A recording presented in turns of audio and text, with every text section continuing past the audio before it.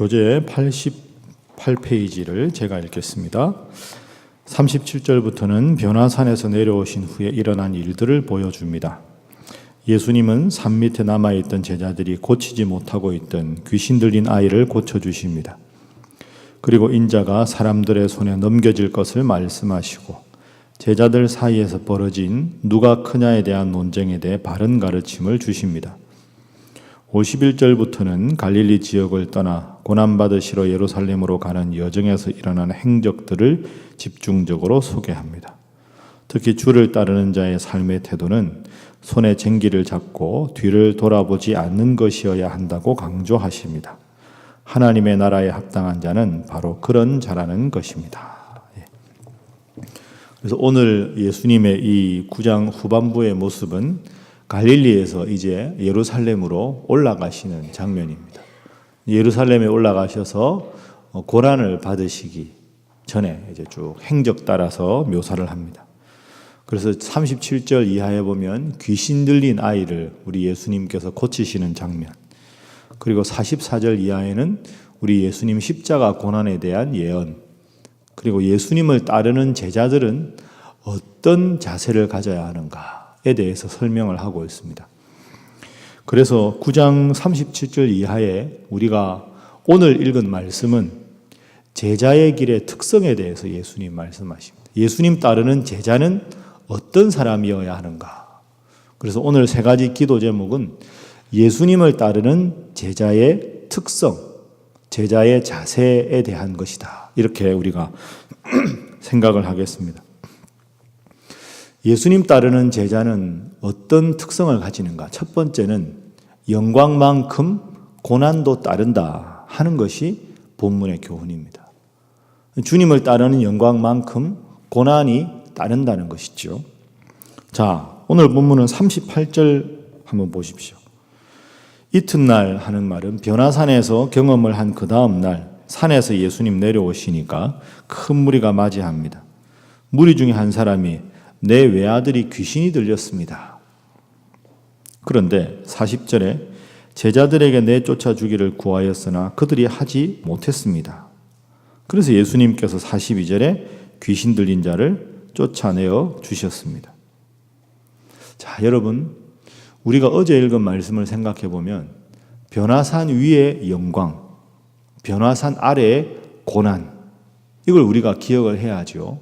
변화산 위에는 모세와 엘리야와 더불어서 초막셋을 짓고 살고 싶은 정도로 아주 황홀한 신비한 광경이었습니다. 그러나 예수님은 다른 복음서와 연관해서 보면 변화산 위에 살자고 했던 베드로의 제안에 대해서 아무런 대답하지 않으시고 변화산 아래로 내려오십니다. 변화산 아래를 변화산 위의 경험으로 변화시키는 것, 그게 예수님의 사명이고 주님 믿는 우리의 사명이다 하는 겁니다. 그렇기 때문에 하나님을 제대로 믿으면 이 세상에서 편안하게 살 수가 없습니다. 세상이 추구하는 가치와 하나님께서 말씀하시는 가치가 다르기 때문입니다. 돈보다 하나님을 더 사랑하라. 나에게 잘못하는 사람을 미워하라가 아니라 원수까지도 사랑하라. 세상이 잘못되어 가면 그 세상의 잘못에 대해서 변화를 일으킬 수 있는 너희는 빛이다. 너희는 소금이다. 이렇게 말씀하셨습니다. 그러니까 교회와 세상, 하나님 믿는 성도와 세상 사람들은 세상에 있으나 세상에 속하지 않은 사람, 세상과는 다른 삶의 자세를 보여줄 수밖에 없습니다. 그렇기 때문에 하나님을 믿는 영광도 있지만 하나님을 믿기 때문에 세상 사람들과는 때로 불협화음이 생길 수밖에 없고 세상 사람들과는 다른 삶의 자세를 보여줄 수밖에 없습니다. 변화산에 큰 경험이 있으면 변화산 아래로 내려오면 하나님 말씀을 전하면 수많은 사람들이 세례를 받고 회개를 하고 일사천리로 모든 일이 다 되는 게 아닙니다. 변화산의 그 압도적 경험을 하고 내려왔는데 딱 눈앞에 펼쳐진 광경은 제자들이 무기력하게 자신감을 잃고 있는 거죠. 왜? 우리가 귀신 쫓으려고 했는데 못 쫓았습니다. 여러분, 예수님 마음이 어떠실까요? 아이고 이 답답한 것들아, 그런 마음이 안 드셨겠습니까? 그러니까 변화산 위에 그 황홀한 광경이 있었어도 우리가 살아가는 곳은 여전히 죄악이 가득하고 힘들고 어려운 환경이 계속 나를 기다리는 이런 환경 속에 살아갈 수밖에 없다. 하나님을 만난 경험을 하고 내려왔는데 귀신 들린 사람이 떡하니 서서 나를 고쳐달라고 경련을 일으키고 입에 거품을 물고 이렇게 살아가는 것이 이 세상의 삶이다 하는 것이 본문의 교훈입니다. 그래서 여러분, 오늘도 하나님을 믿는 마음으로 이 새벽에 일찍 와서 기도하시는데 이렇게 기도하고 집에 돌아가면 집이 싹 정리가 돼 있고 공부 잘 못하던 손자 손녀들이 공부도 잘하고 없던 직장이 탁 생기고 척척 장가 시집 잘 가고, 그게 세상이 아닙니다. 예수님 보십시오. 변화산 경험하고 내려왔는데 제자들은 한심하지요. 사람들은 모여있지만 따르지 않지요. 귀신 들린 아이가 죽어가고 있지요. 이것이 세상을 살아가는 현실입니다. 예수님을 따른다고 하지만 장밋빛 미래가 있는 게 아니라 주님 따르지만 고통이 가득하고 주님 따르지만 부조리가 가득한 세상 속에 살아갈 수밖에 없다 하는 것이 오늘 본문의 첫 번째 교훈입니다. 그러나 그럼에도 불구하고 이 세상 가운데서 참 기쁨을 주시고 참 은혜를 주시는 우리 주님 한 분만으로 만족하시는 우리 살아가는 제자 여러분 한 분 한 분 되시기를 주님 이름으로 축복합니다. 두 번째, 이 세상을 살아가는 제자들은 넉넉한 마음을 가져야 한다. 넉넉한 마음, 이것이 두 번째 교훈입니다. 자, 이제 그 다음 사건이 43절 이하에 나옵니다. 그런데 45절에 보면 예수님의 제자들이 누가 크냐, 누가 더 높으냐 이런 변론을 하고 있습니다. 그래서 겸손을 가르치신 다음에 자 49절 50절 우리 한번 함께 읽어봅니다. 시작. 요한이 여쭈아오되 주여 어떤 사람이 주의 이름으로 귀신을 내쫓는 것을 우리가 보고 우리와 함께 따르지 아니하므로 금하였나이다. 예수께서 이르시되 금하지 말라. 너희를 반대하지 않는 자는 너희를 위하는 자니라 하시니라. 아멘. 요한이 말합니다. 예수님, 귀신을 쫓아내는 사람이 있는데 보니까 우리 파가 아닙니다. 예수님을 따르지도 않는데 귀신을 쫓아내면 안 되지 않습니까? 아마 칭찬받으려고 그렇게 말했겠지요. 예수님은 너희를 반대하지 않으면 놔둬라. 하나님께서 그 사람을 통해서도 역사할 수 있는 것이지 나를 따르는 직속 제자 아니라고 해서 내팽개치고 따로 배격할 이유가 없다. 그 다음에 또 나옵니다. 예수님께서 이제 예루살렘을 가시기 위해서 사마리아 마을로 가십니다. 그런데 53절 말씀에 보면 예수님이 예루살렘을 향하여 가시기 때문에 사마리아 사람들이 받아들이지를 않습니다. 사마리아 사람들은 북이스라엘의 우상 숭배하던 과거 수도가 사마리아고 예루살렘은 경건한 유대인들이 살아가는 곳이기 때문에 서로 상극입니다. 여러분 요한복음 4장에 사마리아 수가성에 살던 여인을 한번 기억해 보십시오. 예수님이 물 좀 달라고 하니까 그 여인이 뭐라고 합니까? 당신은 유대인인데 왜 나에게 물 달라고 하십니까? 사마리아 사람과 경건한 유대인들은 이게 상극입니다. 사마리아 사람들이 예수님이 예루살렘으로 올라가는 걸 보고 예루살렘 올라가는 유대인들은 우리 마을에 들어오지도 말아라 이렇게 이야기합니다. 참 사람들이 매몰차지요. 그러니까 또 제자들이 보고 화가 났습니다. 감히 우리 예수님을, 어떤 반응을 보입니까? 54절 야고보와 요한이 이를 보고 이르되 주여 우리가 불을 명하여 하늘부터 내려 저들을 멸하라 하기를 원하시나이까. 예수님, 그냥 하늘에서 불이 확 내려가지고 저 마을을 확 태워버리면 좋겠습니다. 본때를 보여줘야지 말이야. 예수님이 가시는데 이렇게 말합니다. 예수님 보십시오. 55절에 꾸짖으셨다. 무슨 말이냐? 그래서는 안 된다. 여러분 이게 참 중요한 게요. 예수님 제자들 입장에서는 잘못한 거지만 일면 이해도 되지 않습니까? 예수님 그렇게 말씀을 전하고 기적을 행해도 제자 다 합해봐야 12명밖에 안 되잖아요. 그 12명이 똘똘 뭉쳐가지고 죽으나 사나 지금 예수님 모시고 가고 있는데 예수님을 배격하고 하니까 바로 쳐내고 무섭게 하면 더 많은 제자들이 찾아오지 않겠습니까? 여러분, 그렇지 않습니다. 주님을 향해서 헌신하면 헌신할수록 우리가 자칫 잘못하면 잘못된 당파의식에 빠질 수 있습니다. 우리만 거룩하다, 우리만 훌륭하다, 우리만 최고다. 그거 잘못된 거죠. 신앙생활 열심히 하고 저는 신일교회 담임 목사로 여러분은 신일교회 다니는 게 행복하다고 해서 우리 교회 좋은 교회 이건 맞는데요. 우리 교회만 좋은 교회 이게 안 좋습니다. 다 다른 교파라고 배격하고 우리 교인 아니라고 은근히 선 긋고 참 그 미성숙한 태도입니다. 여러분 연애할 때 한번 생각해 보십시오. 그 연애할 때 요즘에는 이제 저도 주례하지만 서약을 할 때 이렇게 그 주례자가 당신은 이제 신랑 누구는 신부 누구누구를 아내로 맞이하여 한평생 뭐 이렇게 하고 예 이렇게 서약을 하지요. 그런데 과거에 한때 지금도 그런 경우 있지만 서약을 주례자가 물어서 예 하고 대답하는 게 아니라 신랑 신부가 어떻게 하겠다는 걸 직접 서약문을 써서 하는 경우가 종종 있지요. 제가 아는 분이 그 서약문을 써서 낭독할 때 이렇게 했습니다. 이제 저는 제 옆에 있는 이 여인을 평생 사랑하겠습니다. 그 다음 구절이 중요한데요. 한 사람을 사랑함으로 모든 사람을 사랑하는 법을 배우겠습니다.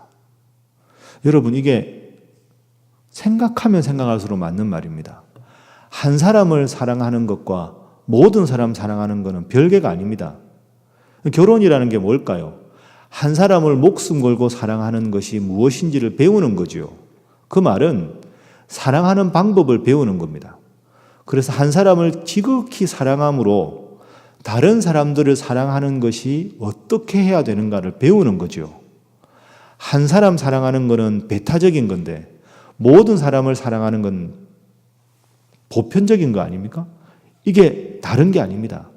오늘 본문에 연결시켜 보면 예수님을 깊이 사랑하는 우리이기 때문에 그렇지 않은 사람을 배격하는 것은 옹졸한 신앙입니다. 예수님을 깊이 사랑하기 때문에 다른 믿는 사람들도 존중할 수 있어야 되고 예수님 믿지 않는 사람에 대해서도 긍휼함을 여겨야 성숙한 제자지 믿지 않는 사람이라고 정죄하고 비난하고 그렇게 하면 그 사람들이 언제 예수님을 믿게 되겠습니까? 그렇다고 예수님 안 믿는 다른 종교를 믿어도 다 구원을 받는다. 그런 건 추호도 아닙니다. 그러나 주님을 깊이 헌신하고 따를수록 다르게 믿는 사람들도 존중할 수 있고 믿지 않는 사람들에게도 넉넉한 마음으로 주님께 전도할 수 있는 마음이 있어야죠. 열심히 한다고 해서 따르지 않는다고 배격하고 쳐내고 불을 내려서 심판한다. 이것은 잘못된 겁니다. 여러분 새벽기도 나오실 정도로 여러분은 믿음이 좋은 분들입니다. 여러분의 믿음이 좋은 만큼 믿음 생활 잘 하지 못하는 분들에 대해서 혹시라도 정죄하는 마음 갖지 마시고 그분들을 넉넉하게 함께 기도하게 하고 함께 말씀 읽게 해서 여러분 같은 더 독실한 신앙인 되도록 더 열심히 넉넉한 마음으로 신앙생활 하시기를 주님 이름으로 부탁합니다. 이제 마지막 세 번째입니다. 예수님 따르는 제자들은 제일 중요한 건 우선순위를 주님께 두어야 한다 하는 것이 제자도의 세 번째 교훈입니다. 한번 따라하시죠. 우선순위를 주님께. 그렇습니다. 우선순위를 주님께 두는 것. 오늘 본문 마지막에 57절 이하에 보면 예수님 따르는 무리가 나옵니다. 자, 59절 말씀, 60절 말씀 두 절 한번 읽어봅니다. 시작. 또 다른 사람에게 나를 따르라 하시니 그가 이르되 나로 먼저 가서 내 아버지를 장사하게 허락하옵소서. 이르시되 죽은 자들로 자기의 죽은 자들을 장사하게 하고 너는 가서 하나님의 나라를 전파하라 하시고 아멘.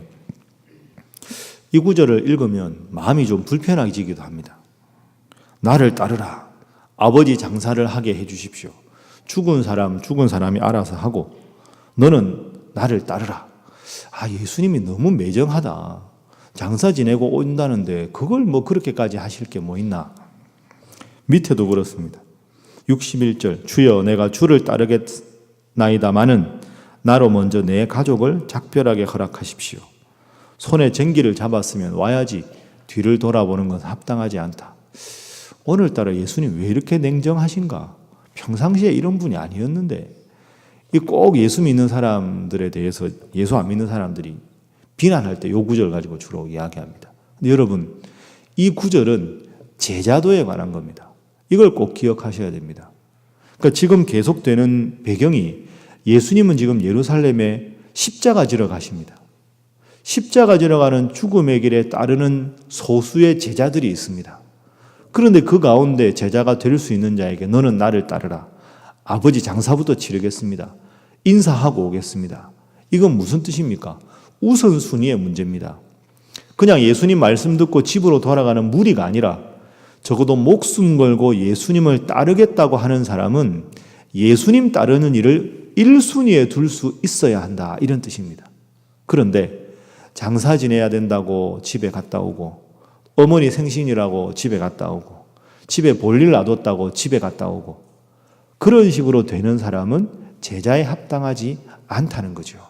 그래서 여러분 이 구절이 예를 들어서 우리가 장사 지내는 중요한 일인데 예수님께서 무조건 배격하셨다 이런 말씀이 아니고 죽으러 가는 예수님 곁에서 예수님과 함께 하겠다고 목숨 걸고 나가는 제자라면 그 어떤 경우에도 예수님과 함께 하는 것을 1순위에 두어야 한다. 그런데 한 발은 예수님께 담그고 한 발은 세상에 담그다가 예수님이 좋을 때는 예수님께 갔다가 세상이 좋을 때는 세상에 갔다가 이렇게 왔다 갔다 하는 것은 잘못이다. 우리 예수님은 효도도 강조하셨고 십자가 달려 돌아가실 때까지 사랑하는 제자에게 보라 내 어머니라. 내 어머니 내가 십자가에 죽더라도 부탁한다. 그럴 정도로 효자셨습니다. 오늘 본문은 특별히 주님을 따르는 헌신된 제자에 관한 말씀이다. 이렇게 여러분이 기억을 하시고 스스로 한번 생각해 보시죠. 나의 삶의 1순위는 어디에 있는가? 나는 과연 주님을 따를 헌신의 자세가 되어 있는가? 이 점을 깊이 생각하시고 세상 일에도 힘쓰시고 가정 일에도 힘쓰시지만 그러나 세상 일을 하게 하신 분도 주님이시오. 가정을 주신 분도 주님이시고 오늘 이 건강하게 주님 앞에 나올 수 있게 하신 것도 주님이라는 것 생각하시고 늘 주님 섬기는 일을 삶의 1순위에 두셔서 주님 주시는 큰 은혜와 복을 날마다 누리시는 여러분 다 되시기를 주님 이름으로 축복합니다. 함께 기도하겠습니다. 하나님, 주님을 따르는 신실한 제자가 되게 하여 주옵소서. 한 발은 세상에 한 발은 주님 따르는 저 멀찍이 서 있는 무리들 되지 않게 하시고 주님과 함께 받는 영광, 주님과 함께 받는 고난까지 기뻐하는 제자 되게 하시며 삶의 1순위를 주님께 두게 하시고 넉넉한 마음으로 함께 따르는 무리들을 사랑하는 자 되게 하여 주옵소서. 기도하시고 이번 주에 있는 온 세대 예배를 통해서 믿음 생활 소원하게 했던 우리 가족들이 함께 하나님 앞에 나와 예배하게 하옵소서. 기도하시고 여러분과 여러분의 가족들 위해서 교회를 위해서 다 함께 주님 앞에 기도합니다. 주여 믿습니다. 주여 믿습니다. 주여 믿습니다.